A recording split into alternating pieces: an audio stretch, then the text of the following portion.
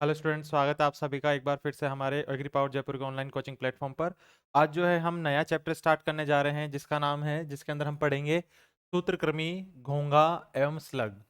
देखिए स्टूडेंट, सबसे पहले तो मैं आपको एक बात बता देना चाहता हूँ कि ये जो तीनों ही जीव है ये एक अलग श्रेणी के जीव हैं। कहने का मतलब क्या है, ये आर्थ्रोपोड नहीं है, ये क्या होते हैं, मोलस्क का होते हैं। ठीक है, इनकी जो क्लास है, देखो इनकी जो क्लास होती है वो क्या होती है, मोलस्क होते हैं सारे के सारे। ठीक है, और ये जो हैं, देखिए इसके अंदर स्नेल और जो स्लग है ये मोलस्क हैं, और जो सूत्रकृमि है हमारा, ये एक महत्वपूर्ण क्या है, नॉन इंसेक्ट पेस्ट है। ठीक है, इसके बारे में हम डिटेल से स्टडी करेंगे। तो सबसे पहले देखो हम बात करते हैं किसकी, निमेटोड्स की। देखो निमेटोड क्या होता है, इसका सबसे पहले तो हम देखेंगे। नाम जो है निमेटोड है, और साइंस की वो ब्रांच जिसके अंदर निमेटोड की स्टडी की जाती है उसको निमेटोलॉजी कहते हैं। ठीक है, तो देखिए सबसे पहले जो हम देखें सूत्रकृमि, इसका हम क्या क्या पढ़ेंगे। एक तो सामान्य नाम या सामान्य परिचय। सामान्य परिचय का मतलब क्या है कि कैसा दिखाई देता है, इसकी संरचना कैसे होती है, और ये इससे होने वाले रोग कौन कौन से हैं और किस किस प्रकार के ये होते हैं। ठीक है, इसके बाद हम देखेंगे इनका वर्गीकरण और पादप रोग। वर्गीकरण का मतलब है कि इनको किन किन भागों में विभाजित किया गया है, और किन किन इनके कितने प्रकार होते हैं। पादप रोग में हम देखेंगे कि सूत्रकृमि जो है किस प्रकार से पादपों के अंदर रोग पैदा करते हैं। ठीक है, अब देखिए सूत्रकृमि जो है यानी निमेटोड्स। ठीक है, अब इन निमेटोड्स यानी सूत्रकृमि, सूत्र का मतलब होता है, हम एक मान सकते हैं धागा, धागेनुमा। कृमि का मतलब क्या होगा, ये कृमि है, मतलब धागेनुमा एक संरचना के समान क्या है, ये जीव है। ठीक है, और जो निमेटोड शब्द है ये किस भाषा का शब्द है, ये है आपके पास में ग्रीक भाषा का शब्द है, जो दो शब्दों से मिलकर के बना हुआ है। एक तो है आपके पास में नेमा, ठीक है, और एक होता है ओइडस। ठीक है, देखो एक तो है नेमा और एक होता है ओइडस। तो इससे जो नेमा है, हम अगर इस वर्ड के दो टुकड़े करते हैं तो हमारे पास में निमेटोड है। निमेटोड के अगर आप दो टुकड़े करोगे तो एक तो आएगा नेमा और एक आएगा आपके पास में ओइडस। ठीक है, नेमा का जो मतलब होता है धागे सदृश, मैंने आपको पहले ही बता दिया कि सूत्रकृमि है निमेटोड। ठीक है, सूत्रकृमि मतलब जो इसका सूत्र है, यानी कि नेमा जो है, नेमा क्या होता है, धागे के समान। ओइडस का मतलब क्या होता है, का रूप। ठीक है, मतलब यानी धागे के समान या धागे के जैसे रूप का क्या है, एक ऑर्गेनिज्म है, एक जीव है। ठीक है, अतः इन धागे नुमा परजीवियों को सूत्रकृमि कहते हैं। ठीक है, मतलब ये तो क्या हो गया, एक बेसिक इसकी डिस्क्रिप्शन हो गया कि भाई निमेटोड है मतलब कोई धागे जैसी संरचना है। इस प्रकार का कोई जीव होगा तो हम क्या बोलेंगे, उसको निमेटोड बोलेंगे। लेकिन हमको जो एग्जाम में क्वेश्चन पूछा जाता है वो पूछा जाता है कि निमेटोड की परिभाषा लिखिए।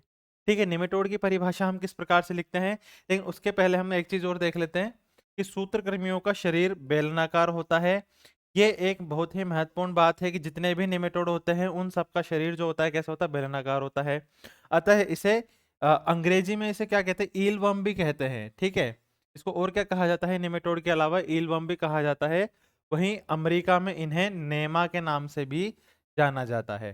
ठीक है, तो ये इसका क्या था, एक महत्वपूर्ण और बिल्कुल स्टार्टिंग पॉइंट है, जिसमें आपको जो मेन बात है ये ध्यान रखने की, एक ग्रीक वर्ड है, और इस ग्रीक वर्ड का दो टुकड़े होते हैं, नेमा यानी धागे के सदृश, ओइडस का मतलब होता है के रूप में, मतलब धागे के जैसा या धागे के रूप में दिखाई देने वाला कृमि जो है क्या कहलाता है, सूत्रकृमि कहलाता है। ठीक है, अब देखिए इसके बाद जो है हमारी मुख्य बात जो है, हमको एग्जाम में पूछते हैं कि निमेटोड क्या होता है, इसकी परिभाषा लिखिए। ठीक है, जैसा कि हमने हमारे पहले वाले चैप्टर के अंदर पढ़ा था, कीट क्या होता है, कीट की परिभाषा लिखो, वो मैंने आपको कीट की परिभाषा भी लिखवाई थी। ठीक इसी तरीके से कि हमको निमेटोड को हम किस प्रकार से परिभाषित करेंगे। तो देखो, अधिकतर निमेटोड कैसे होते हैं कि वो हमको नग्न आंखों से नहीं दिखाई देते, वो बहुत ही सूक्ष्म होते हैं। तो देखो कैसा है कि ये सामान्यतः सूक्ष्म कृमि सदृश है। ठीक है, और त्रिस्तरीय, देखो यहाँ पे त्रिस्तरीय है, यानी कि इसकी जो संरचना है, बॉडी की संरचना है, इसमें तीन स्तर की संरचना पाई जाती है। ठीक है, जब भी आप निमेटोड को बीच से काट के देखोगे तो उसकी वो जो बेलनाकार बॉडी है, इसके अंदर आपको तीन इस प्रकार के लेयर मिलेंगे, इसलिए इसको क्या कहा जाता है, त्रिस्तरीय कहा जाता है। त्रिस्तरीय में बाहर ही बाहर वाली जो होती है, आपने सभी को पता होगा, एक्टोडर्म होती है। ठीक है, बीच वाली क्या होती है, मेसोडर्म, और इससे अंदर वाली जो होती है वो होती है एंडोडर्म। तो इस प्रकार के तीन ये अलग अलग किससे किन से मिलकर के बने हुए, संरचनाओं से मिलकर के बनी होती है। ठीक है, कैसा हो गया, सूक्ष्म हो गया, सूत्र क्रमिक सदृश यानी धागेनुमा संरचना है, और इसकी बॉडी कैसी होती है, त्रिस्तरीय होता है। द्विपार्श्व सममित, द्विपार्श्व सममित का क्या मतलब होता है कि किसी भी एक प्लेन पर, कहने का मतलब क्या है, किसी भी सतह पर या किसी भी सतह से किसी लिविंग ऑर्गेनिज्म को बीच से अगर हम काटते हैं तो बराबर दो भागों में क्या हो जाता है, विभक्त हो जाता है। ठीक है, इसी प्रकार से सपोज हमने क्या बोला है कि एक धागे नुमा संरचना है। ठीक है, अगर आप इस निमेटोड को या तो यूं काट दो तो ये दो बराबर भागों में विभक्त हो जाएगा, या फिर हम इसको क्या कर सकते हैं, बीच से इस प्रकार काटेंगे तो ये भी क्या हो जाएगा, दो बराबर भागों में विभक्त हो जाएगा। तो इस प्रकार की जो संरचनाएं हैं जिनको एक किसी सतह से काटने पर दो बराबर भागों में विभक्त हो जाती है, उस प्रकार की सम्मिति कैसी सम्मिति कहलाती है, द्विपार्श्व सम्मित कहलाती है। ठीक है, तो देखो निमेटोड कैसा है, कृमि के सदृश है, त्रिस्तरीय संरचना वाला है, द्विपार्श्व सम्मित है, और इनके अंदर जो कोशिकाएं पाई जाती है, किस प्रकार का जीव है, ये बहुकोशिकीय जीव है। ठीक है, और खंडहीन, देखो इसमें क्या नहीं पाए जाते, इनकी बॉडी के ऊपर खंड नहीं पाए जाते। जैसा कि हमने कीटों में पढ़ा था कि कीटों की तो जो शरीर होता है कीटों का या कीड़े कीड़ों का, वो अलग अलग खंडों से मिलकर के बना होता है, लेकिन निमेटोड में किसी प्रकार के जो खंड हैं वो नहीं पाए जाएंगे, यानी कि बॉडी कैसी होगी, खंडहीन होगी। फिर इसके बाद आता है कूट गुहिक, है ना, अकशेरुकी जंतु है। अकशेरुकी का मतलब होता है कि भाई इसमें बैकबोन नहीं पाई जाती, यानी इसमें हड्डियां नहीं पाई जाती, इसलिए क्या कहा जाता है, इसको अकशेरुक कहा जाता है। हालांकि कीट भी कैसा है, अकशेरुक है। इसी प्रकार से जो निमेटोड भी है कैसे हैं, अकशेरुक जंतु हैं, जो जल या मृदा में मृत जीवी के रूप में अथवा पौधों एवं जंतुओं पर परजीवी के रूप में रहते हैं। क्या कहलाते हैं, सूत्रकृमि कहलाते हैं। तो भाई बात सिंपल सी है कि आपको क्या बोलना है कि परिभाषा अगर आपको बतानी है तो पहले आप बताओगे ये सूक्ष्म होते हैं, ठीक है, क्रम्य के समान होते हैं, तीन स्तरीय होते हैं, द्विपार्श्व सममित है, बहुकोशीय के जीव है, खंडहीन है, कूटगुहिक है और अकशेरुक जंतु है। ठीक है, अगर किसी भी जीवित जीव के अंदर ये सारी संरचनाएं मौजूद हैं या ये सभी गुण मौजूद हैं तो वो जीव कौन सा होगा, वो आपके पास में होगा सूत्रकृमि यानी कि निमेटोड।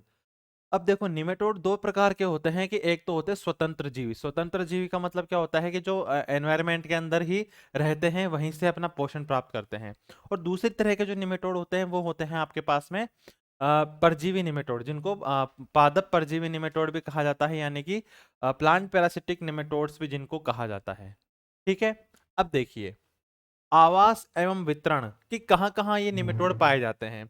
देखो सूत्रकृमि सभी प्रकार की आवासीय अवस्थाओं में, जैसे जल, स्थल, समुद्र, पहाड़ आदि सभी स्थानों में पाए जाते हैं।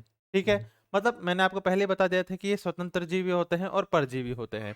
स्वतंत्र जीवी होने का मतलब क्या है कि जो निमेटोड है हर जगह पाए जाते हैं, जमीन में भी मिलते हैं और जल में भी मिलते हैं, पहाड़ों पर भी मिलते हैं, हर जगह ये पाए जाते हैं। ठीक है, इसके अलावा देखो एक अनुमान के अनुसार पृथ्वी पर सूत्रकृमि के लगभग 5 लाख प्रजातियां पाई जाती है। इनमें से केवल 25,000 प्रजातियों का अध्ययन अब तक किया जा सका है। अब आप देख सकते हो कि सूत्रकृमि जो है ये इसकी भी क्या पाई जाती है, बहुत ही बड़ी रेंज है। बड़ी रेंज का मतलब क्या है कि अभी बहुत सारे जो सूत्रकृमि हैं इनको खोजना बाकी है। ठीक है, और काफी सूत्रकृमियों का लगभग 25,000 सूत्रकृमियों को हम क्या कर चुके हैं, पहले ही उनको उनकी खोज की जा चुकी है। लेकिन अभी भी कितने बाकी हैं, आप देख लो 5 लाख बाकी हैं अभी भी। ठीक है, तो इतना तो हमको पता चल ही गया कि इसकी परिभाषा क्या है और इसका आवास कैसा होता है। ठीक है, अब देखिए सूत्रकृमि की मूलतः है, मूलतः का मतलब क्या होता है कि ये किस प्रकार का होता है। तो देखो ये स्वतंत्र अवस्था में भी रह सकता है और परजीवी अवस्था में भी पाया जाता है। अगर स्वतंत्र अवस्था में रहेगा तो वातावरण में रह करके वातावरणीय कारकों से क्या होगा, ये पोषण की प्राप्ति करेगा। परजीवी होगा तो या तो ये मानव में रहेगा या किसी लिविंग हम बात करें पादपों में रहेगा या किसी दूसरे जंतु के अंदर ये रहते हैं। ठीक है, प्राय पादप परजीवी सूत्रकृमि का औसत लंबाई लगभग 0.2 मिलीमीटर। देखो जितने भी प्लांट पैरासिटिक निमेटोड होते हैं जिनको हम पीपीएन के नाम से भी जानते हैं, यानी प्लांट पैरासिटिक निमेटोड, यानी कि पादप परजीवी निमेटोड जो होते हैं उनकी लंबाई कितनी होती है, लगभग 0.2 mm, और चौड़ाई कितनी होती है, लगभग 0.05 mm। तो देखो मिलीमीटर में है, कहने का मतलब क्या है कि बहुत ही छोटे हैं ये। ठीक है, बहुत छोटे हैं ये, और इनको हम नॉर्मली जो है नग्न आंखों से नहीं देख सकते। इनके लिए हमको अगर अच्छे से देखना है तो किसकी आवश्यकता पड़ेगी, हमको माइक्रोस्कोप की आवश्यकता पड़ती है। ठीक है, अब देखिए अथवा इससे भी कम होती है। पादप परजीवी सूत्रकृमि भोजन के लिए परपोषी पर पौधे के बाह्य, आंशिक, आंतरिक एवं आंतरिक परजीवी के रूप में पाए जाते हैं। देखो अभी जो पौधों के ऊपर अगर क्या है परजीवी है, तो ये 3 प्रकार से उसके ऊपर परजीवी हो सकते हैं। पहला परजीवी तो इस प्रकार से हो सकता है कि वो जस्ट पौधे के बिल्कुल बाहर पाया जा रहा है, मतलब बाहर रह करके पौधे पर से क्या कर रहा है, पोषण प्राप्त कर रहा है। और एक होता है आंशिक आंतरिक, मतलब आधा अंदर है और आधा बाहर है। और तीसरे प्रकार का होता है आंतरिक परजीवी। आंतरिक परजीवी का मतलब क्या होता है कि निमेटोड किसी भी पादप के अंदर बिल्कुल अंदर जा करके पोषण प्राप्त कर रहा है, तो वो किस कैटेगरी में आएगा, आंतरिक परजीवी की कैटेगरी में आएगा। यहाँ पे 3 कैटेगरी मौजूद है। आंशिक आंतरिक में तो आधा अंदर और आधा बाहर रहता है। आंतरिक में बिल्कुल ये प्लांट के अंदर ही जा करके क्या करेगा, वहां से प्लांट के अंदर से जो पोषण प्राप्ति है उसको करेगा। ठीक है। बाह्य परजीवी के रूप में सूत्रकृमि का समस्त शरीर पौधे के बाहर रहता है। ये मैंने आपको पहले बता दिया कि बाह्य परजीवी है मतलब क्या है, एक्टोपैरासाइट है। बाह्य परजीवी है तो उसका पूरी की पूरी बॉडी जो रहेगी कहाँ रहेगी, वो प्लांट की सतह के बाहर रहेगी। ठीक है। केवल सूत्रकृमि का मुख व सिर पौधों के उत्तकों में प्रवेश करता है। अब देखो इसका क्या मतलब है कि अगर कोई बाह्य परजीवी है तो बाहर रह करके ही क्या करेगा, वो प्लांट्स के ऊपर से न्यूट्रिएंट्स का अपटेक करेगा। ठीक है। इसके बाद है आंशिक आंतरिक। आंशिक आंतरिक का मतलब क्या होता है कि आधा अंदर रहेगा और आधा बाहर रहेगा। तो देखो परजीवी अवस्था में सूत्रकृमि का सिर व शरीर का कुछ भाग परपोषी पौधे के उत्तकों में प्रवेश कर जाता है, जबकि आंतरिक परजीवी अवस्था में सूत्रकृमि का पूरा शरीर परपोषी के अंदर पाया जाता है। यही तो मैं आपको बात बताया था कि तीन आपके पास में 3 प्रकार के क्या है इनके अंदर, जो है पोषण है 3 प्रकार से होता है कि आंतरिक, बाह्य परजीवी, आंशिक आंतरिक और पूर्ण आंतरिक। ठीक है। बाह्य में तो बिल्कुल बाहर रह करके न्यूट्रिएंट प्रदान करेगा, प्राप्त करेगा। आंशिक में क्या करेगा, आधा अंदर आधा बाहर रहेगा। और पूर्ण आंतरिक में क्या होगा, पूरा का पूरा जो निमेटोड है प्लांट के अंदर जा करके क्या करेगा भाई, वो उसमें नुकसान करता है। ठीक है। सूत्रकृमि की चल व अचल प्रकृति हो सकती है, मतलब जो सूत्रकृमि होते हैं, निमेटोड होते हैं, वो मूवमेंट कर भी सकते हैं और नहीं भी कर सकते। मतलब कैसे होते हैं, माइग्रेटरी भी हो सकते हैं और नहीं भी हो सकते। कहने का मतलब क्या है कि अगर वो एक प्लांट के ऊपर फीड करना शुरू करते हैं, तो कुछ निमेटोड ऐसे होते हैं जो जहां पर अगर वो एक बार जहां पर उन्होंने फीडिंग करना शुरू कर दिया, तो वो जीवन भर के लिए वहीं स्थायी हो जाते हैं, वहां से हिल नहीं सकते। और दूसरे निमेटोड क्या होते हैं कि जहां पर एक बार खाना खत्म हो जाता है तो वो उसको छोड़ करके दूसरी जगह चले जाते हैं। ठीक है। तो इस प्रकार के जो निमेटोड हैं वो क्या होते हैं, अपने पास में 2 प्रकार के हो सकते हैं। ये मतलब मोटाइल भी हो सकते हैं और नॉन मोटाइल भी हो सकते हैं। ठीक है। प्रतोपजीवी एवं स्वतंत्र जीवी सूत्रकृमि जल एवं मृदा में पाए जाते हैं। ठीक है। मतलब स्वतंत्र जीवी और मृतोपजीवी दोनों ही कहाँ पाए जाते हैं, जल और मृदा में पाए जाते हैं, तथा कार्बनिक पदार्थों से अपना भोजन ग्रहण करते हैं। अब देखिए इसके बाद जो नेक्स्ट है वो है सूत्रकृमि पौधे प्राणियों एवं पृथ्वी पर जल थल नभ सभी अवस्थाओं में पाए जाते हैं। ठीक है। इनके उदाहरण देखो, कुछ कुछ उदाहरण हम देखेंगे। भाई पहला तो है खारे जल एवं मृदा में पाए जाने वाले सूत्रकृमि।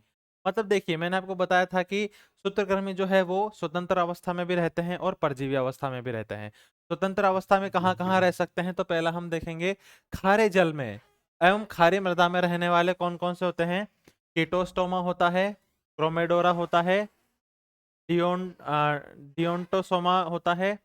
इसके बाद हम बात करते हैं कि इसमें शुद्ध जल में रहने वाले, शुद्ध जल में कौन कौन से निमेटोड रहते हैं, तो एक तो है हमारे पास है प्लेक्टस, ठीक है, डोराइलेमस, निगोलेलेमस, मोनानकस और रेबडाइटिस इत्यादि। ये जो निमेटोड हैं आपको शुद्ध जल में रहने वाले हैं। इसके बाद में है जैविक परिचायक, मतलब बायोलॉजिकल इंडिकेटर। इनका प्रयोग जल पर्यावरण प्रदूषण के सूचक के रूप में किया जाता है, जैसा कि पेनागिलस और रेडिवाइवस। देखो पेनागिलस और रेडिवाइवस जो होता है इनका यूज किस लिए किया जाता है, एज अ बायोलॉजिकल इंडिकेटर, यानी कि अगर प्रदूषण वाले क्षेत्र हैं तो वहां पे निमेटोड नहीं पाया जाएगा। ठीक है। या फिर प्रदूषण वाले जो क्षेत्र होते हैं वहां पर ये निमेटोड पाए जाते हैं। अगर ये निमेटोड पाया जा रहा है इसका मतलब क्या है कि ये जो एरिया है ये कैसा है भाई, प्रदूषित है। ठीक है। तो आपको एग्जाम के अंदर क्या हो सकता है, ये पूछ सकते हैं कि भाई निम्नलिखित में से जो स्वतंत्र अवस्था में रहते हैं जो निमेटोड, इनके आप एग्जाम्पल बताइए, तो आपको ये एग्जाम्पल बताने पड़ेंगे। ठीक है। इसके बाद देखो मानव परजीवी, मानव के ऊपर भी क्या होते हैं, निमेटोड परजीवी होते हैं, जैसे कि एस्केरिस लुम्ब्रिकोइडस। ठीक है, देखिए जितने भी साइंटिफिक नेम है ये आपको याद होने चाहिए, एटलीस्ट दो दो तो आपको याद होने चाहिए, और उनके नीचे जब भी आप लिखो तो उनके नीचे क्या लिखना चाहिए आपको, अंडरलाइन होनी चाहिए। ठीक है, एस्केरिस लुब्रिकोइडस, एंटेरिबायोसिस वर्मिकुलरिस, और वाउचेरिया ब्रैंकफक्टाई, ओंको ओंकोसरका वल्वुलस। ठीक है, एंकाइलोस्टोमा ड्यूडेनल एवं ड्रैंकनकुलस मेडिनेंसिस। तो ये आपके पास में क्या है, कुछ महत्वपूर्ण निमेटोड की स्पीशीज हैं। इसके बाद देखो, जैविक नियंत्रण के रूप में प्रयुक्त होने वाले सूत्रकृमि। ठीक है, बायोलॉजिकल कंट्रोल एजेंट के रूप में प्रयुक्त होने वाले सूत्रकृमि कौन कौन से हैं, रोमेनोमार्सिमस। ठीक है, और है कुलसिवोरेक्स, मच्छर नियंत्रण हेतु प्रयुक्त होते हैं, जबकि टेनरनेमा एवं हेटेरोरेप्टिडिस सूत्रकृमि विशेष प्रकार के जीवाणु फोटोरेप्टिडिस और जीनोरेप्टिडिस को कीट गुहा में प्रवेश कर कीटों को सेप्टिसेमिया रोग पैदा करके उनका नियंत्रण करते हैं। तो देखो, बायोलॉजिकल कंट्रोल एजेंट के रूप में भी क्या किया जाता है, इनका यूज किया जाता है, और मानव परजीवी में मतलब मानव के अंदर भी जो निमेटोड है एज ए परजीवी पाए जाते हैं। ठीक है, इसके बाद हम देखते हैं पादप परजीवी सूत्रकृमि, यानी कि पौधों में किस किस प्रकार से जो सूत्रकृमि है वो पाए जाते हैं। ठीक है, सूत्रकृमि पौधे की जड़ों में भी रह सकता है या वायवीय भागों पर संक्रमण करते हैं, उदाहरण जैसे एंगुइना टेट्रिसाई। ठीक है, मेलोडोगाइन प्रजातियां हेटेरोडेरा एविनी और टाइलेंकुलस सेमीपेंट्रांस। तो ये जितने भी आपको निमेटोड बताए हुए हैं सारे के सारे कैसे हैं, ये पादप परजीवी निमेटोड हैं। ठीक है, और आपको अधिकतर जो एग्जाम के अंदर क्वेश्चन पूछा जाता है वो यहीं से आता है, इनसे बाहर कोई आपको एग्जाम में क्वेश्चन नहीं पूछा जाएगा। ठीक है, और देखो इसमें क्या होता है कि ये जो होते हैं निमेटोड पादों पर जो परजीवी परजीवी होते हैं, यानी कि प्लांट्स के ऊपर जो डैमेज करते हैं, वो या तो कैसे हो सकते हैं, जड़ों पर परजीवी हो सकते हैं, या फिर जो वायवीय भाग है जैसे कि फूल पत्ती तना इत्यादि के ऊपर भी क्या हो सकता है, इनका संक्रमण हमको देखने के लिए मिल सकता है। ठीक है, अब देखो उप परजीवी सूत्रकृमियों की प्रजातियां, कहने का मतलब कैसा है कि ये प्रजातियां पौधे की जड़ों की ऊपरी सतह पर से भोजन ग्रहण करती है, जिससे पौधा कमजोर हो जाता है तथा इनके द्वारा पौधे के भागों पर बनाए गए छिद्रों से दूसरे परजीवी पौधे में प्रवेश करके उसको रोगी बना देते हैं। देखो कहने का क्या मतलब है कि कोई भी जो निमेटोड है, ठीक है, निमेटोड क्या करता है कि जड़ों के ऊपर रह करके फीडिंग करता है। ठीक है, मतलब जड़ों पर से क्या करेगा, अपना पोषण प्राप्त करेगा। अब भैया जड़ों पर से पोषण प्राप्त करने के लिए उसने क्या किया है, उस पर छेद किया है। ठीक है, अब क्या होगा, इस छेद से जो दूसरे पैथोजन है, जैसे कि भैया कोई बैक्टीरिया उसमें प्लांट में जा सकता है, कोई फंगस उस प्लांट में जा सकती है, तो उससे क्या होगा, वो जो प्लांट है वो कैसा हो जाएगा, रोगग्रस्त हो जाएगा। ठीक है, मतलब अगर कोई प्लांट बिल्कुल स्वस्थ है और उस मिट्टी के अंदर निमेटोड का अटैक है, तो धीरे धीरे क्या होगा, उस प्लांट के अंदर क्या होने लग जाएगा भैया, उसमें आपके जो है रोग फैलने की वजह से जो प्लांट है या पादप जो है उनकी मृत्यु होना शुरू हो जाती है। तो इस प्रकार से देखो कुछ महत्वपूर्ण क्या है, हमको प्रजातियां बताई हुई है कौन कौन सी है। एक तो है स्टंट सूत्रकृमि जिसको बोलते हैं हम टाइलेंकोरिंकस प्रजाति। ठीक है, देखो इसका जो एग्जाम अभी हाल ही के अंदर लगा था, किसका, हमारे जो SKNAUTA का एग्जाम जो था, यानी टेक्निकल असिस्टेंट 2023। ठीक है, इसके अंदर ये आपके जो प्रश्न पूछा जा चुका है, इसमें पूछा गया था कि निम्नलिखित में से सही सुमेलित कौन सा नहीं है। तो स्टंट सूत्रकृमि के आगे उन्होंने क्या दिया, पैराट्राइकोस वो दिया हुआ था, तो ये क्या है, इसका जो सही नाम क्या है, ये है आपके पास में टाइलेंकोरिंकस प्रजाति है। ठीक है, उसमें आपको एग्जाम में प्रेटिलेंकस दिया हुआ था, जबकि क्या होता है, ये टाइलेंकोरिंकस होता है। इसके बाद में हम बात करते हैं किसकी, स्पाइरल सूत्रकृमि की, यानी कि हेलिकोटेलेंकस प्रजाति। कौन सी है ये, हेलिकोटेलेंकस प्रजाति है। इसके बाद में है आपके पास में लांस सूत्रकृमि जिसको बोलते हैं हैप्लोलेमस प्रजाति। इसके बाद है पिन सूत्रकृमि जिसको बोलते हैं पैराटाइलेंकस प्रजाति। इसके बाद है रिंग सूत्रकृमि जिसको हम बोलते हैं हेमिक्रिकेनेमोइड्स प्रजाति। इसके बाद है शीथ सूत्रकृमि यानी है हेमिसाइक्लोफोरा प्रजाति। इसके बाद में है सुई सूत्रकृमि जो है लोंजिडोरस या पैरालोंगिडोरस। इसके बाद है डैगर निमेटोड, ये होता है जिफिनिमा। इसके बाद में होता है स्टबी रूट, ये होता है ट्राइकोडोरस। तो देखिए आपको जितने भी निमेटोड यहाँ पे दिखाए गए हैं ये आपको बिल्कुल लाइन टू लाइन याद होने चाहिए। इनके सामान्य नाम एवं साइंटिफिक नेम यानी वैज्ञानिक नाम दोनों ही आपको अच्छे से याद होने चाहिए, क्योंकि डायरेक्ट आपके जो एग्जाम में क्वेश्चन पूछे जाते हैं वो यहीं से आपको पूछे जाते हैं। तो इस बात का महत्वपूर्ण ध्यान रखिए कि ये जो जितने मैंने एग्जाम्पल बताए हैं ये आपको डायरेक्ट टिप्स पे याद रहने चाहिए। अगर आपको इतने याद हैं तो आपके एग्जाम के अंदर से कोई बाहर से क्वेश्चन नहीं जाने वाला, जो भी आएगा सब इसी में से आएगा, इससे बाहर कुछ नहीं आएगा। ठीक है, यहां तक आई बात समझ में। इसके बाद देखो सूत्रकृमि का पौधों पर प्रभाव, कि देखो सूत्रकृमि जो होता है वो पौधों पर किस प्रकार से अपने प्रभाव दर्शाता है, यानी कि उससे होने वाले नुकसान किस प्रकार से हमको पौधों पर दिखाई देते हैं। तो देखो सामान्यतः सूत्रकृमि से संक्रमित पौधे पीले हो जाते हैं, उचित वृद्धि नहीं हो पाने के कारण बौने रह जाते हैं तथा पौधों में भोजन की कमी के लक्षण प्रकट करते हैं। जैसे कि भैया क्या होता है, जड़ें पतली कमजोर और गुच्छेदार हो जाती है। ठीक है, हमने क्या बोला है कि भैया अधिकतर जो निमेटोड है या तो जड़ों पे रहेंगे या पौधे के वायवीय भागों पर रहते हैं। वायवीय भागों पर रहने क्या मतलब है, या तो कहाँ रहेंगे, पौधे की पत्तियों पर रहेंगे या फूलों पे रहेंगे या तने पे रहेंगे या फिर जो कलिकाएं निकलती है वहां पर पाए जाएंगे। अब देखो अगर जड़ों पर अगर कोई निमेटोड रहता है तो उस कंडीशन में क्या होता है कि जो जड़ें हैं वो पतली पड़ जाती है।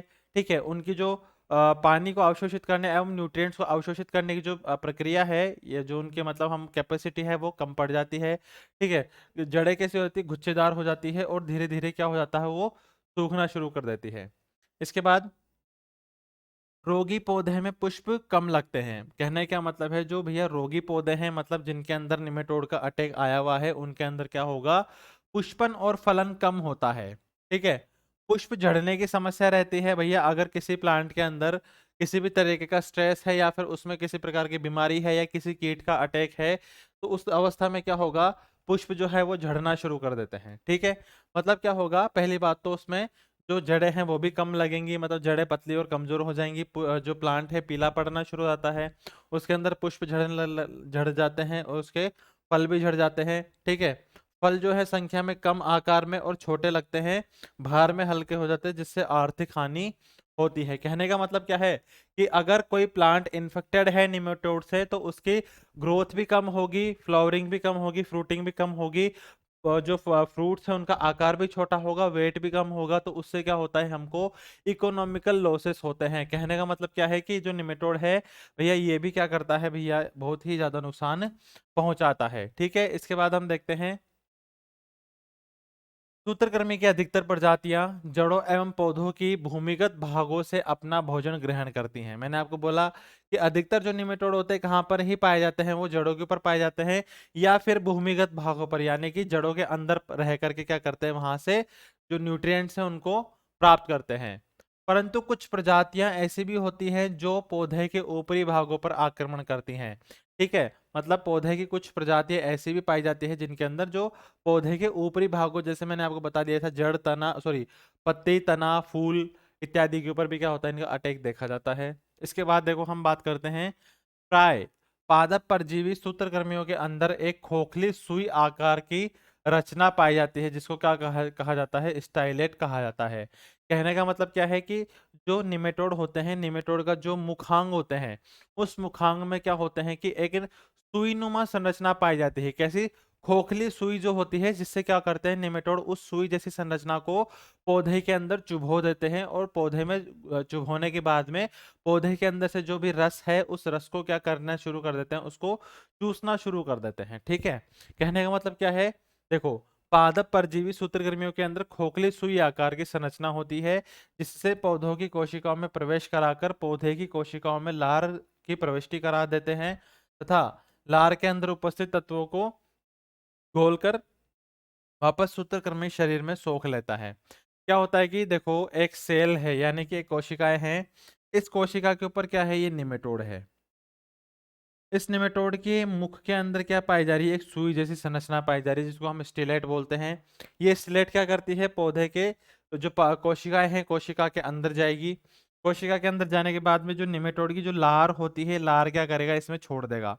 अभी जो लार है इस लार्वे में इसकी जो सलाइवा होती है यानी कि जो लार होती है, इस लार में कुछ ऐसे तत्व मौजूद है जो क्या करेंगे, इस कोशिका के जितने भी कोशिकांग है उनको घोल देंगे और ये क्या करते हैं, वापस ये निमेटोड इस पूरे के पूरे घोल को क्या कर लेते हैं अपने अंदर, इस सुई की सहायता से यानी कि इस निडल की सहायता से वापस उसको क्या कर लेते हैं, चूस लेते हैं। इस प्रकार से जो कोशिकाएं हैं वो क्या हो जाती हैं, कोशिकाओं का आकार कम हो जाता है, कोशिकाएं घटने लगती है, कोशिकाएं मरने लगती है, इन्फेक्शन शुरू हो जाता है।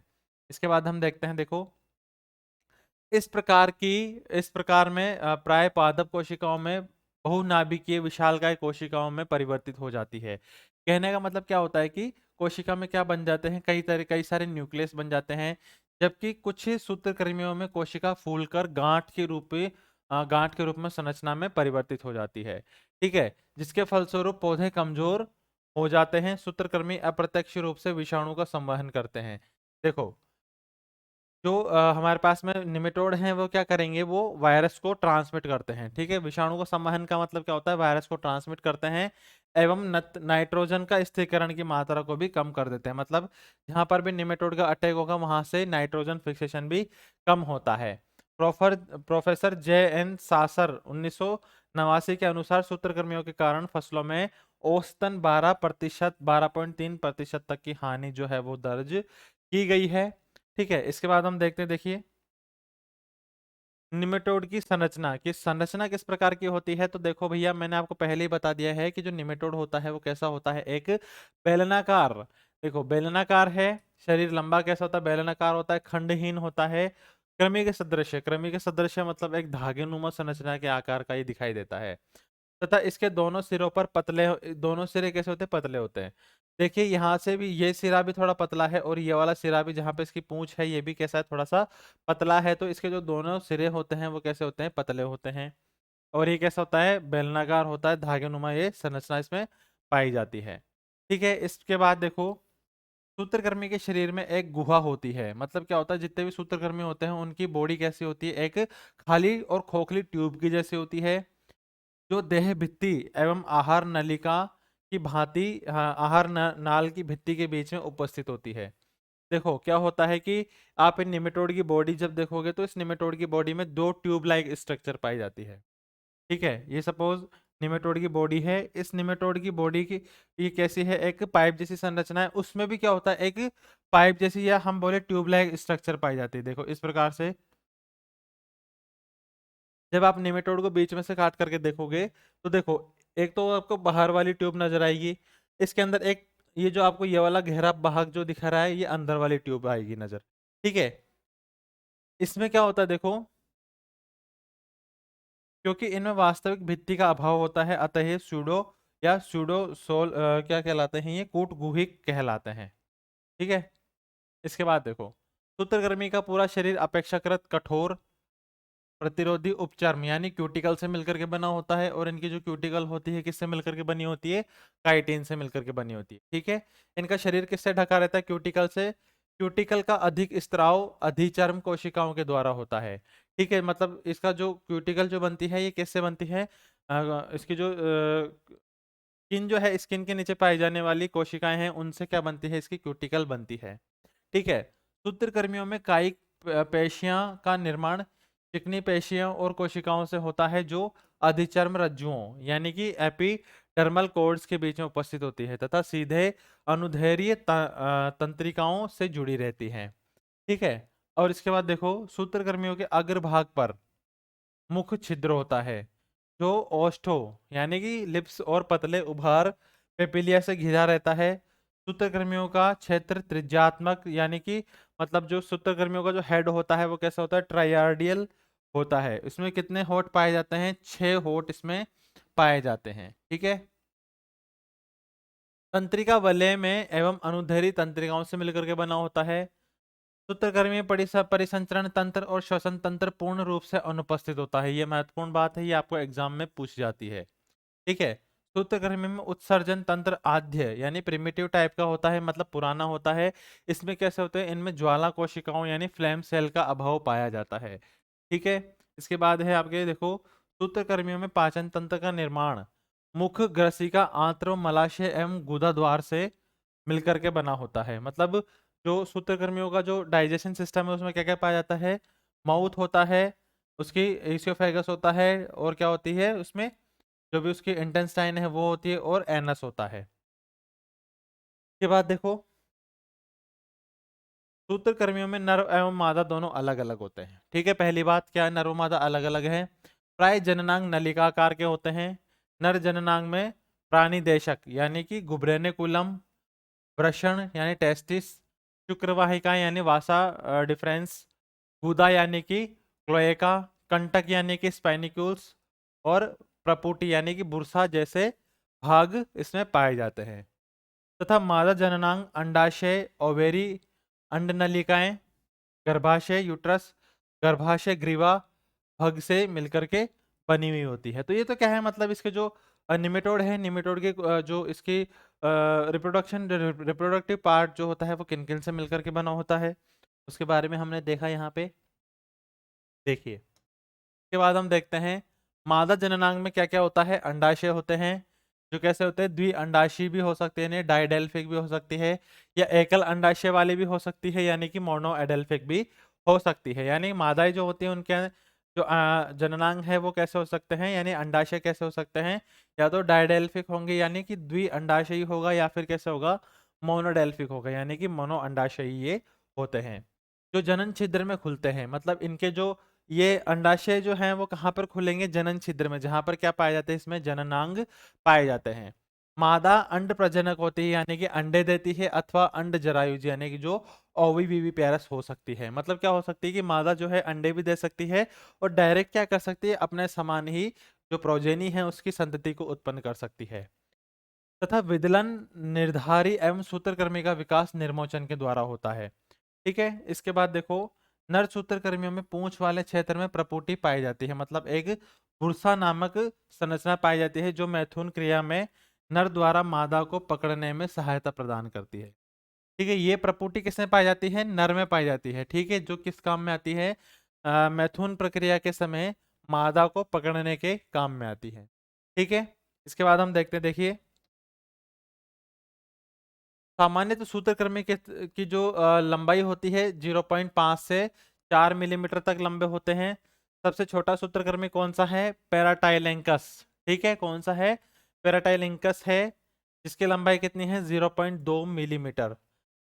तथा सर्वाधिक लंबे सूत्रकृमि कौन सा है, पैरालोंगिडोरस जो है, जिसकी लंबाई कितनी है, 11 मिलीमीटर तक होती है। तो आपसे कभी कभी क्वेश्चन पूछा जा सकता है कि सबसे छोटे और सबसे छोटे सूत्रकृमि का लंबाई कितनी है, और सबसे छोटे सूत्रकृमि का नाम क्या है, वो पूछ सकते हैं। और सबसे लंबे पादप परजीवी निमेटोड का क्या नाम होता है, वो नाम बताइए, तो वो नाम भी आपसे यहाँ पर एग्जाम के अंदर पूछा जा सकता है।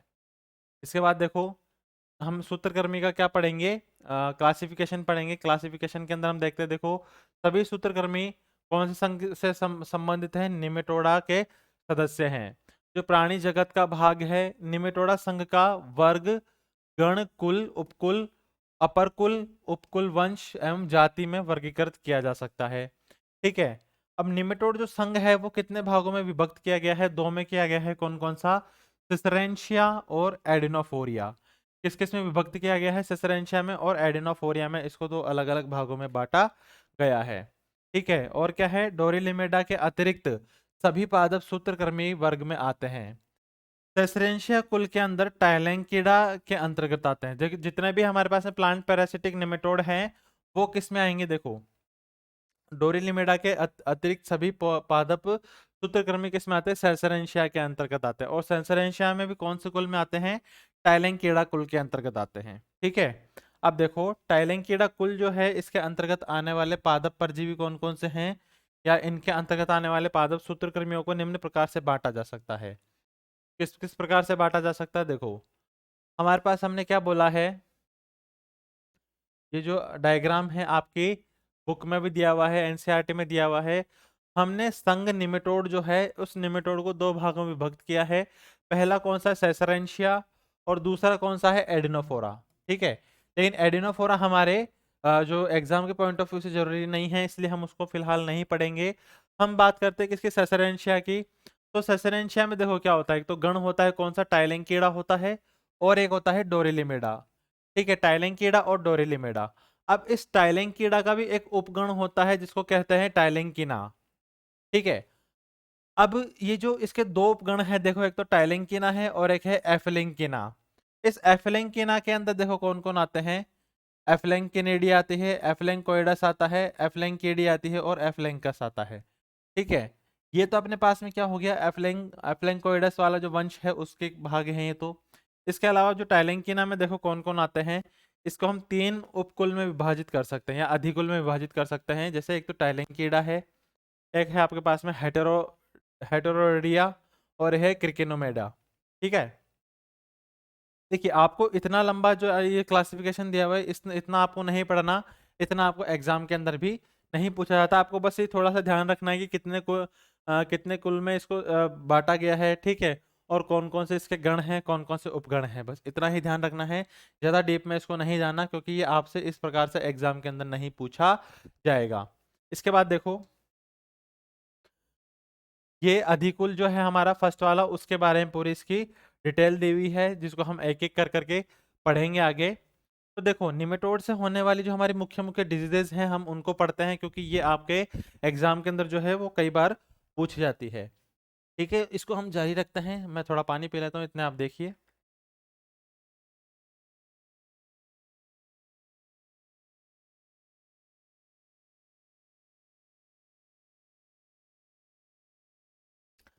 देखो पहली जो और मुख्य डिजीज है वो क्या है, गेहूं का मोलिया रोग। ठीक है, मतलब गेहूं के अंदर एक बीमारी पाई जाती है जिसको क्या कहा जाता है, मोलिया रोग कहा जाता है। और आपसे एग्जाम में यहीं से प्रश्न पूछे जाते हैं कि निम्नलिखित में से जो निमेटोड से होने वाली गेहूं की मोलिया रोग है उसको आप वर्णन करो उसका। ठीक है, गेहूं के जो मोलिया रोग है उसके कारक कौन सा है, उसके लक्षण क्या है, कहाँ से पाया गया था। ठीक है, और उसका प्रबंधन लिखिए। वो सारी चीजें भी आपको लिखनी होती है एग्जाम के अंदर। ठीक है, उसमें हम देखेंगे, देखो गेहूं का मोलिया रोग जो है वो कैसा होता है। खाद्यान्न की पुटी रोग की खोज सर्वप्रथम किसने की थी, वैज्ञानिक ने। किसने की थी, जयजी कोहिन ने की थी। कब, 1874 में। लेकिन भारत में सर्वप्रथम ये किसने देखा था, 1958 में देखा था। किसने, वासुदेव ने। और कहां से, राजस्थान के सीकर जिले में इस डिजीज को देखा गया था। राजस्थान का जो सीकर जिला है, सीकर जिले में भी कहां से देखा गया था भाई, नीम का थाना। कहां से, नीम का थाना। नीम का थाना जो जगह है सीकर के अंदर, हालांकि अब तो क्या बन चुका है, नया जिला बन चुका है। लेकिन उस समय 1958 के समय पहली बार भारत में इस निमेटोड को किसने देखा था, वासुदेव ने देखा था। तो आपसे जो है हिस्ट्री से यहाँ पे क्वेश्चन पूछा जा सकता है। और पूछे जाते हैं कि भैया सर्वप्रथम पूरे विश्व में जो है मोलिया रोग यानी कि जो गेहूं के जो इस डिजीज है इसको किसने देखा था। वो देखा था आपके पास में जेजी कोहिन ने देखा था। ठीक है, इसके बाद में भारत में सबसे पहले किसने देखा, वो देखा वासुदेव ने देखा था। कितने, कब देखा था इसने, 1958 में देखा। ठीक है, 1958 में वासुदेव ने राजस्थान के सीकर जिले में इस रोग को सबसे पहले देखा। ठीक है, इसके बाद देखो और कहाँ कहाँ पाया जाता है ये, राजस्थान के जयपुर, अलवर, अजमेर, पाली, चित्तौड़गढ़, उदयपुर, टोंक, झुंझुनू, भीलवाड़ा, सवाई माधोपुर जिलों में भी इस रोग की उपस्थिति पाई जाती है। ठीक है, मतलब क्या होता है, राजस्थान के जो स्थानीय लोग जो है इसे किस नाम से जानते हैं, मोलिया के नाम से पुकारते हैं, क्योंकि यह रोग बंदर की उछाल की तरह खेत में छितरा हुआ पाया जाता है। मतलब क्या होता है, इस रोग के अंदर क्या होती है, जो इसका जो लक्षण है वो इस जैसे कि बंदर जंप मारता है वैसे वैसे ही इसके जो लक्षण है वो छितराए हुए यानी बिखरे हुए पाए जाते हैं। इस प्रकार से इसको किस नाम से जाना जाता है, मोलिया के नाम से जाना जाता है। किस नाम से जाना जाता है, मोलिया डिजीज जो है उस नाम से इसको जाना जाता है। आगे हम देखते हैं लक्षण, इसके सिम्टम्स जो है वो कैसे हैं। खेत में पौधे जब 1-2 माह के होते हैं तभी इस रोग के लक्षण प्रकट होने लगते हैं, जो निम्न प्रकार के होते हैं। भैया देखो सबसे पहले इस रोग का जो लक्षण है वो कब दिखाई देने लगता है, कौन सी अवस्था में, जब पौधे जो होते हैं वो कब होते हैं, 1 या 2 माह के होते हैं। मतलब 1-2 महीने में ही, शुरुआती जो 1-2 महीने हैं उसी में क्या होता है, इस निमेटोड का हमारे प्लांट्स के ऊपर अटैक देखा जाता है। ठीक है, इसमें देखो क्या होता है, खेत में पौधे भिन्न भिन्न समूह में छोटे और बड़े आकार में दिखाई देते हैं। ठीक है, इसके बाद पौधे बौने और पीले दिखाई देते हैं। पौधे 1-2 फीट से अधिक ऊंचे नहीं होते हैं। मतलब देखो क्या होता है कि खेत के अंदर ये जो रोग है वो कैसा इस निमेटोड का अटैक जो है एक साथ नहीं आता है, छोटे छोटे टुकड़ों में आपको ये जो निमेटोड है इसका अटैक आपको दिखाई देगा। ठीक है, इसके बाद जो क्या होता है देखो, पौधे कैसे हो जाते हैं इनसे, इस प्रकार के जो निमेटोड से अटैक वाला जो पौधा है वो कैसा हो जाएगा, छोटा रह जाता है, बौना रह जाता है, ज्यादा उसकी हाइट नहीं आती है, ऊंचा नहीं बढ़ता है, पौधों में कल्ले कम निकलते हैं और पौधों का तना पतला एवं कमजोर हो जाता है। ठीक है, मतलब इस प्रकार का जो निमेटोड है, यानी कि जो हेटेरोडेरा हमारे पास में निमेटोड है, इसकी वजह से प्लांट की हाइट है वो कम रह जाती है, कल्ले कम बनते हैं, और इसमें क्या होता है, दाने कम बनते हैं और प्लांट की हाइट छोटी रह जाती है। ठीक है, इसके बाद देखो और क्या क्या होता है। रोगग्रस्त पौधों की जड़ें पतली, क्षीण और गुच्छेदार पाई जाती है। प्रारंभिक अवस्था में जड़ों का स्वच्छ जल से धोकर देखने पर गोलाकार पुट्टीकार श्वेत रंग की चमकीली मादा सूत्रकृमि आपको नजर आएगी। ठीक है, मतलब जो मादा सूत्रकृमि है वो हमको क्या हो सकती है, इसकी जड़ों पर दिखाई दे जाती है। कब दे जाती है, जब आप उस प्लांट को उखाड़ोगे, उखाड़ने के बाद में जो उसकी जड़ें हैं उन जड़ों को साफ पानी से धोगे, धोने के बाद में आपको वहां पे सफेद और सफेद या मटमैली रंग की आपको पुट्टिकाएं नजर आएंगी वहां पे, यानी कि आपको वहां पे मादाएं नजर आएंगी। ठीक है, जो परिपक्व होने पर भूरी रंग की हो जाती है। ठीक है, इसके बाद और क्या होता है, जड़ों का वह स्थान जहां पर पुट्टी जुड़ी रहती है हल्के फूले हुए रहते हैं। ठीक है, और क्या होता है इसमें, पौधे की जो जड़ें होती हैं उन्हें 15 से 20 तक पुट्टिकाएं आपको मिल सकती है। कहने का मतलब क्या होगा, जो हेटेरोडेरा हमारे पास में निमेटोड है, इसमें क्या पाया जाता है, जो जड़ें होती हैं इन जड़ों के ऊपर क्या पाई जाती हैं, आपको पुट्टिकाएं पाई जाती हैं। ठीक है, इस प्रकार से वहां पे आपको निमेटोड जो है वो नजर आएगा। ठीक है, ऐसे पौधों को मृदा से हाथ द्वारा खींचकर आसानी से निकाला जा सकता है। मतलब क्या हो गया कि ये बहुत ही अपने पास में क्या है, पौधे जो होते हैं बहुत कमजोर हो जाते हैं, अगर इनसे इन्फेक्टेड पौधों के आप पकड़ करके निकालोगे तो वो बाहर आ जाएंगे। ठीक है, संक्रमित पौधों में पुष्पन सामान्य पौधों की अपेक्षा समय से पूर्व होता है, परंतु बालियों में कुछ दाने बन सकते हैं, परंतु रोग की गंभीरता की अवस्था में बालियों में दाने नहीं बनते हैं। कहने का मतलब क्या है कि इस निमेटोड से जो अटैक वाले पौधे हैं इनके अंदर फ्लावरिंग पहले होगी, फ्लावरिंग के साथ साथ क्या होगा, इसके अंदर जो है अपने पास में जो इस पे दाने हैं, दाने कुछ कुछ दाने बन सकते हैं, लेकिन अगर हाई अगर क्या है उसमें डिजीज है या हाई निमेटोड का अटैक है तो दाने नहीं बनेंगे। ठीक है, अब देखो इस रोगजनक का, इसका रोग का कारक कौन होता है, तो कारक कौन होगा, हेटेरोडेरा एविनी होगा। ठीक है, या फिर होगा आपके पास में हेटेरोडेरा मेजर। ठीक है, रोग चक्र कैसा होता है वो हम देखेंगे। रोग रोग का वार्षिक आवर्तन पुट्टियों के द्वारा होता है।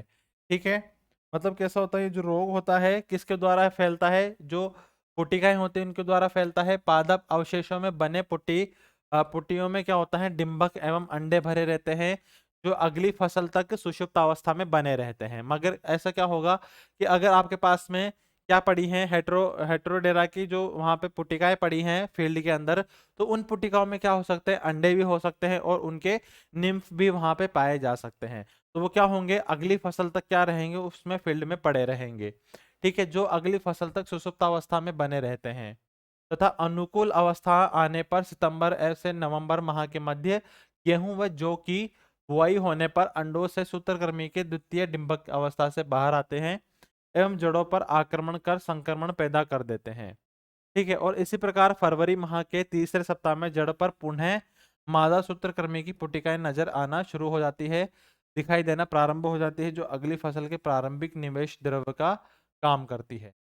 ठीक है, इसके बाद हम देखते हैं इसका मैनेजमेंट यानी कि प्रबंधन। इसका हम प्रबंधन देखेंगे कि किस किस प्रकार से हम इसका प्रबंधन कर सकते हैं। तो देखो, शस्य प्रबंधन यानी कल्चरल मैनेजमेंट। कल्चरल मैनेजमेंट का मतलब क्या होता है कि फसल चक्र अपर पोषी फसलों जैसे सरसों, धनिया, चना, जीरा, प्याज, मेथी, गाजर आदि का गेहूं के साथ फसल चक्र में अपनाकर सूत्रकृमियों की संख्या एवं रोग प्रभाव को कम किया जा सकता है। कहने का मतलब क्या है कि शस्य प्रबंधन जो है, जिसका मैनेजमेंट है वो किस प्रकार से किया जा सकता है कि जो निमेटोड से मतलब जो हमारी मुख्य फसल है, मुख्य फसल को किसके साथ हमको बोना चाहिए, जो अन्य क्या है इसके और क्रॉप को रोटेट रोटेट करते रहना चाहिए, ताकि उस निमेटोड के लिए अगले साल क्या ना हो, वहां पर होस्ट उपलब्ध ना हो। ठीक है, जिससे की वजह से क्या रह जाएंगे, निमेटोड जो है भूखे रह जाएंगे और उनकी मृत्यु हो जाती है। अब होता क्या, अगर आप कंटिन्यू एक फील्ड के अंदर कंटिन्यूअसली गेहूं गेहूं गेहूं की बुआई अगर करते रहोगे, तो वहां पे जो निमेटोड है उसकी पॉपुलेशन क्या होती है, बहुत बढ़ जाती है। ठीक है, लेकिन अगर क्या करोगे आप, गेहूं के बाद में और कोई दूसरी फसल ले लेते हो जिसके ऊपर वो निमेटोड सरवाइव नहीं कर पाता है, उस अवस्था में क्या होगा, उस निमेटोड को किस प्रकार से क्या किया जा सकता है, उसको हम कंट्रोल कर सकते हैं। ठीक है, यानी कि क्रॉप रोटेशन, फसल चक्रण अपना करके,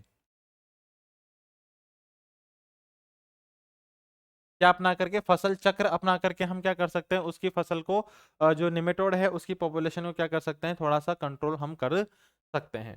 ठीक है, इसके बाद हम देखेंगे ग्रीष्मकालीन जुताई। ग्रीष्मकालीन जुताई का मतलब क्या होता है कि जो निमेटोड है, निमेटोड की पॉपुलेशन को मैनेज करने के लिए हम क्या कर सकते हैं, जो डीप समर प्लाविंग होती है, यानी कि हमारे पे अप्रैल से मई के बीच का जो महीना होता है जो बहुत गर्म होता है, उस महीने के दौरान हम क्या कर सकते हैं कि गहरी जुताई कर देंगे। गहरी जुताई करने से क्या होगा, जितने भी डंठल होते हैं वो सारे के सारे कैसे होते हैं, बाहर आ जाते हैं, जिसकी वजह से क्या होता है कि जो निमेटोड है हमारा, वो सूरज की तेज गर्मी की वजह से क्या हो जाता है, नष्ट हो जाता है या मर जाता है।